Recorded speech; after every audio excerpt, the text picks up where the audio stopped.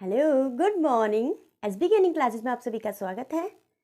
SB की earning classes आज आपके लिए लेकर आई है टीचिंग मेथड का एक टॉपिक, शिक्षण व्यू रचनाएं व युक्तियाँ, या बोल दीजिए विधियाँ, मेथड। इसमें सबसे पहले हमें परिभाषा देखेंगे और सारे जितने भी टीचिंग मेथड है वो सारे हम कवर करने की कोशिश करेंगे। स्ट्रेसर के अनुसार शिक्षण व्यू रचनाएं वे योजनाएं होती हैं जिसमें बालक के अधिगम, अनुभव, व्यवहारगत परिवर्तन, अधिगम उद्देश्यों तथा पाठ्य वस्तु विश्लेषण को महत्व दिया जाता है। इसमें दो प्रकार है, शिक्षण विधियों के दो प्रकार है, जनतांत्रिक, जन यानी पब्लिक यानी कि बालक प्रधान, और प्रभुत्ववादी यानी कि सत्तावादी यानी कि शिक्षक प्रधान। शिक्षक बोलता है, बच्चे सुनते हैं। और जनतांत्रिक में शिक्षक और बालक दोनों का 50-50 योगदान होता है। डेविस, शिक्षण नीतियाँ शिक्षण की व्यापक विधियाँ हैं। शिक्षण नीतियों के बारे में देखेंगे। शिक्षण नीतियों का चयन उद्देश्यों के आधार पर किया जाता है। शिक्षण नीतियों में व्यवहारों और संबंधों का स्थान महत्वपूर्ण है। शिक्षण नीतियों में शिक्षण नीतियाँ शिक्षण को विज्ञान के रूप में मानती हैं। शिक्षण नीतियों का मुख्य कार्य उपयुक्त सीखने की परिस्थितियाँ उत्पन्न करना है। शिक्षण नीतियों के मूल्यांकन का मापदंड उद्देश्यों की प्राप्ति होता है। शिक्षण नीतियों में सूक्ष्म उपागम यानी माइक्रो टीचिंग का अनुसरण किया जाता है। ये तो आप अच्छे से जानते हैं क्योंकि हम लोग माइक्रो टीचिंग यानी जो बीएड से गुजर कर आए हैं तो ये माइक्रो टीचिंग के बारे में तो बहुत अच्छे से जानते हैं। ये मॉडर्न ह्यूमन ऑर्गेनाइजेशन थ्योरी का उपहार है, मतलब सिद्धांत पर आधारित है।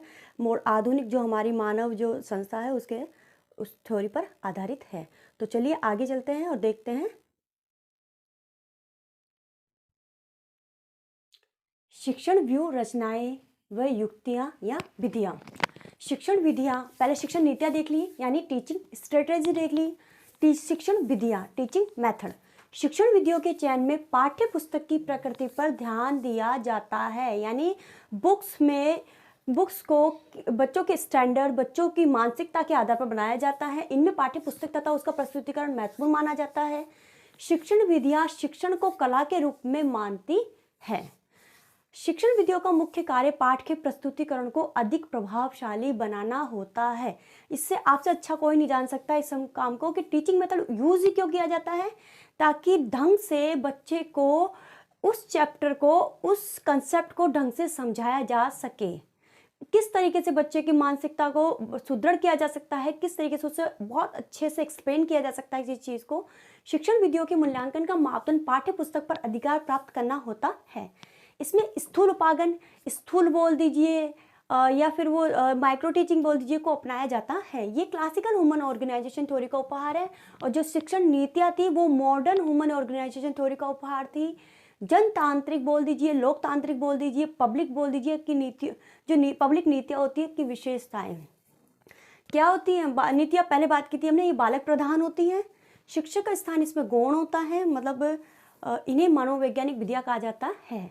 मतलब ये बालक पर ज़्यादा काम करती है, बल्कि प्रभुत्ववादी, मतलब शिक्षक ऐसे नहीं कि शिक्षक बोले जा रहा है, बच्चों पे कोई उसका असर नहीं है। तो चलिए आगे चलते हैं।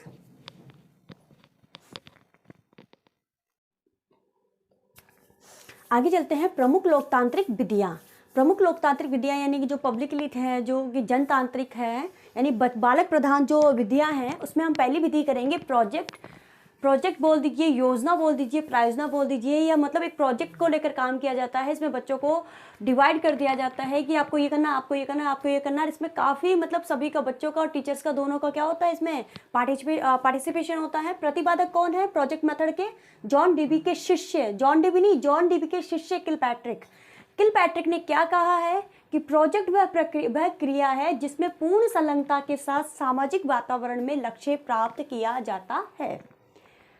जो प्रोजेक्ट मेथड है उसके सिद्धांत क्या क्या कहते हैं? उद्देश्य युक्तता का सिद्धांत, ये सिद्धांत की भरपाई होती है, मतलब उद्देश्य की प्राप्ति होती है, क्रियाशीलता बनी रहती है, करके सीखने पर बल दिया जाता है, वास्तविकता होती है, इसमें जीवन से जोड़ने पर बल।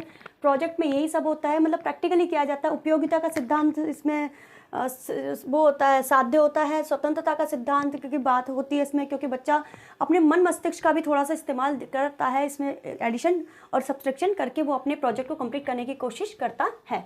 सामाजिक विकास का सिद्धांत भी होता है, क्योंकि पब्लिक आप जानते हैं प्रोजेक्ट है तो प्रोजेक्ट में सभी सारे फैक्टर एक साथ काम करेंगे। प्रोजेक्ट विधि किसने दी, ये आपको मैंने पहले ऊपर बता दिया है, किलपैट्रिक। और योजना के प्रकार यानी प्रोजेक्ट के प्रकार क्या क्या हो सकते हैं, रचनात्मक हो सकता है, कलात्मक हो सकता है, समस्या केंद्रित हो सकता है, और सामूहिक अभ्यास भी इसमें है, क्योंकि ये सारी चीज़ें मिलकर प्रोजेक्ट को पूरा करेगी। चलिए आगे चलते हैं, इसके बारे में आगे बहुत सी बातें मुझे आपको बतानी है। प्रमुख लोकतांत्रिक विधियों में हमारी चल रही है प्रोजेक्ट मेथड। प्रोजेक्ट मेथड में हमने काफ़ी कुछ देख लिया। आगे देखिए, योजना के सोपान। सोपान मीन्स स्टेप्स, मतलब इस योजना को क्रियान्वित करने के लिए कहाँ कहाँ किस किस जगह प्रॉब्लम आ सकती है और उस प्रॉब्लम को सॉल्व करते हुए हम इस प्रोजेक्ट को कंप्लीट कर सकते हैं। सबसे पहले क्या आएगा, कोई भी प्रोजेक्ट है हम करना शुरू किया, तो अगर मान लीजिए मैंने प्रोजेक्ट को उठाया तो मुझे कुछ उस प्रोजेक्ट से रिलेटेड ये नहीं पता कि उसके लिए मटेरियल क्या चाहिए, या फिर मेरी आर्थिक स्थिति कमज़ोर है, या फिर मेरे घर वाले उसके लिए अलाउ नहीं कर रहे हैं, या फिर कुछ और भी परिस्थिति हो सकती है। तो सबसे पहले तो क्या काम करना होगा, जो मेरी मानसिकता है, मेरी परेशानी है, उसको दूर करना, ठीक है। उसके बाद समस्या के स्वरूप को समझना कि प्रॉब्लम है कहाँ, आर्थिक रूप से है, मानसिक रूप से है, शारीरिक रूप से है, मतलब कौन सी कमी आ रही है कि इस प्रोजेक्ट को कंप्लीट नहीं किया जा पा रहा है। नेक्स्ट, समस्या समाधान की योजना। समस्या का समाधान कैसे किया जा सकता है, इस प्रॉब्लम को कैसे सॉल्व किया जा सकता है। फिर है प्रोजेक्ट का एग्जीक्यूशन। समस्या का समाधान हो गया, भाई मान लीजिए मुझे आर्थिक प्रॉब्लम है कि मेरे पास पैसे की प्रॉब्लम है, इसलिए मैं इस प्रोजेक्ट में पार्टिसिपेट नहीं कर सकती, तो कोई ना कोई सर वगैरह स्कूल लेवल पर हम मेरी हेल्प कर देंगे, या फिर स्कूल कॉलेज जो भी है आपका प्रोजेक्ट जहाँ भी चल रहा है, किसी भी बिजनेस में कहीं भी। नेक्स्ट, योजना का देखो एग्जीक्यूशन होगा, तो एग्जीक्यूशन अगर हो गया तो मतलब उसका मूल्यांकन करेंगे कि भाई वो कैसा रहा, उसमें क्या हुआ क्या नहीं हुआ, अच्छा रहा बने, बच्चों ने इससे क्या सीखा क्या नहीं सीखा। नेक्स्ट, फिर उसकी क्या करेंगे, रिपोर्ट तैयार करेंगे। भाई मूल्यांकन करने के बाद में तो रिपोर्ट तैयार होती है ना हमारी, तो लिखिए। और मूल्यांकन में तो आप जानते हैं क्या क्या होता है, हमारे टेस्ट वगैरह होते हैं, ओरल होते हैं, रिटर्न होते हैं, बहुत सारी चीज़ें होती हैं प्रोजेक्ट में, प्रोजेक्ट के हिसाब से होता है सब कुछ, ठीक है। नेक्स्ट, इसके लाभ देख लीजिए आप।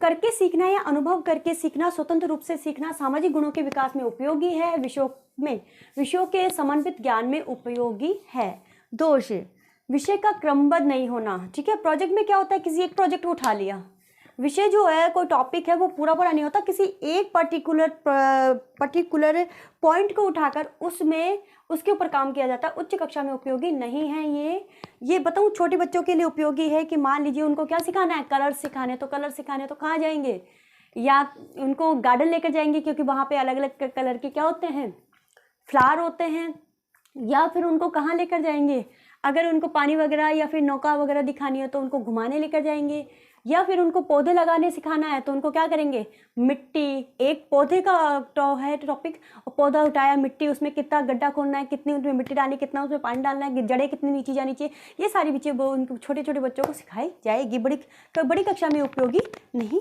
है। चलिए आगे चलते हैं। हेलो, आगे चलते हैं और देखते हैं नेक्स्ट विधि, ऐतिहासिक खोज विधि, हिस्टोरिकल डिस्कवरी। प्रतिपादक जेरोम ब्रूनर। इसमें क्या होता है, छात्र प्रथम खोजकर्ता से अंतिम खोजकर्ता की भूमिका में रहते हैं, मतलब टीचर सिर्फ गाइड करते हैं, उन्हें राह दिखाते हैं, बाकी स्टूडेंट ही सब कुछ करता है, मतलब वो खोज के रूप में काम करते हैं। लाभ, निरीक्षण होता है, चिंतन होता है, सूझ होती है, सृजनात्मकता होती है, विश्लेषण एवं संश्लेषण होता है, संश्लेषण क्षमता होती है, क्षमता के विकास में उपयोगी है, नवीन ज्ञान की खोज में उपयोगी है, ज्ञानात्मक व भावात्मक उद्देश्यों की प्राप्ति में व सिद्धांतों के समझ में उपयोगी है। मतलब सभी तरीके से इसमें, क्योंकि बच्चा खुद करता है तो उससे बहुत सारे एक्सपीरियंस होते हैं। नेक्स्ट, प्रश्नोत्तर विधि, क्वेश्चनियर। विधि बोल दो, नीति बोल दो, युक्ति बोल दो, तो प्रश्नोत्तर विधि के जो प्रतिपादक है वो है सुकरात।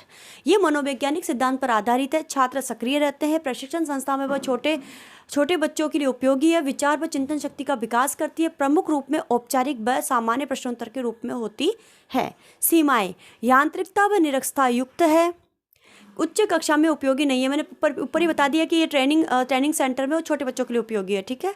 तो निर्माण इसका कठिन है, क्योंकि आप जानते हैं कि डिस्कवरी कौन करेगा, हर कोई तो कर नहीं सकता, ना तो टीचर्स के पास टाइम है, ना स्टूडेंट्स के पीछे इतना दिमाग होता है, उन्हें पूरे गाइड की ज़रूरत होती है। तो ये एक तरीके से क्या है, मतलब वो है, यंत्रों पर निर्भर करती है। चलिए आगे चलते हैं, देखते हैं नेक्स्ट, भूमिका निर्वाह, अनुकरणीय, पात्र अभिनय या रोल प्ले। प्रतिपादक JL मोरेनो। इसमें कक्षा को छोटे समूहों में विभाजित कर दूसरों के अनुभवों का अनुसरण करवाया जाता है, जिसमें शिक्षक व छात्र दोनों रोल अदा करते हैं। यह ज्ञानात्मक व सामाजिक कौशल विकसित करती है। बिना अभ्यास की भूमिका अभिनय इसमें होता है। नेक्स्ट है दत्त कार्य विधि यानी असाइनमेंट, यानी छोटे छोटे जो काम दे दिए जाते हैं आपके स्कूल्स में, वो कि आप इस वाले पॉइंट पर काम करके लाना, या फिर जैसे मान लीजिए छोटे बच्चों को दे दिया कि है ना जो क्या कि जितने भी कलर्स नेम हैं, जितने भी कलर्स नेम है या जितने भी आपके बॉडी पार्ट्स हैं उनकी पिक्चर्स आप ड्राइंग में पिक्चर्स आप कलेक्ट करके एक बना के लाइएगा। तो इस तरीके से छोटी बड़ी क्लास में किसी को भी दिया जा सकता है। साइंस वाले स्टूडेंट को कोई टॉपिक दे दिया कि इस वाले पे आप जितने भी इसके इंस्ट्रूमेंट होते हैं वो इंस्ट्रूमेंट आपके आप एक पिक्चर्स कलेक्ट करके और पिक्चर्स की एक शीट बनाकर लाएंगे। तो नेक्स्ट देखते हैं, इसमें छात्र को पाठ्य पुस्तक के छोटी छोटी दत्तकारी दी जाती है। प्रत्येक छात्र शिक्षक के मार्गदर्शन में सामर्थ्य अनुसार कार्य करता है। नेक्स्ट वार्तालाप विधि डिस्कशन। इसमें विषय लेकर शिक्षक व छात्र उस पर सहयोग पूर्वक वाद विवाद करते हैं। छात्रों को पूर्ण स्वतंत्रता होती है। 3 प्रकार: औपचारिक वार्तालाप, पूर्व निर्धारित उद्देश्यों की प्राप्ति हेतु, औपचारिकता निभाई जाती है इसमें पूर्व निर्धारित उद्देश्यों की प्राप्ति हेतु। अनौपचारिक, कोई भी नियम सिद्धांत नहीं, संरचनाकृत, उद्देश्यपूर्ण व नियोजित। चलिए चलते हैं आगे। समीक्षा नीति रिव्यू पुनरीक्षण।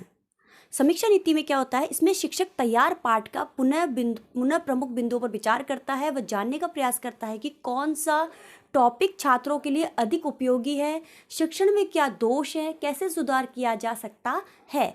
लाभ क्या है कि बड़ी कक्षा के लिए उपयोगी, उच्च कक्षा के लिए उपयोगी, ज्ञान को स्थायी बनाने में, शोध कार्य में, आंतरिक मूल्यांकन में, विश्लेषण क्षमता विकास में उपयोगी व शिक्षक छात्र दोनों क्रियाशील रहते हैं। प्रकार क्या क्या है, मौखिक रिव्यू हो सकता है, लिखित रिव्यू हो सकता है, सामान्य रिव्यू हो सकता है, समस्या रिव्यू हो सकता है। सीमा निम्न कक्षा में अनुपयोगी व समय अधिक लगता है। मस्तिष्क विप्लव विधि यानी ब्रेन स्टॉर्मिंग मेथड के प्रतिपादक कौन है, आसबॉर्न। इसमें छात्रों के सामने एक समस्या प्रस्तुत की जाती है जिसमें छात्र स्वतंत्रतापूर्वक विचार व चिंतन करते हुए समस्या का विश्लेषण संश्लेषण में मूल्यांकन करते हैं। लाभ क्या है इसके, शैक्षिक व मनोवैज्ञानिक आधारित विधि जो सृजनात्मकता का विकास करती है, मौलिक चिंतन का विकास करती है, भावात्मक ज्ञानात्मक पक्ष का विकास करती है। तो चलिए चलते हैं अगली क्लास में।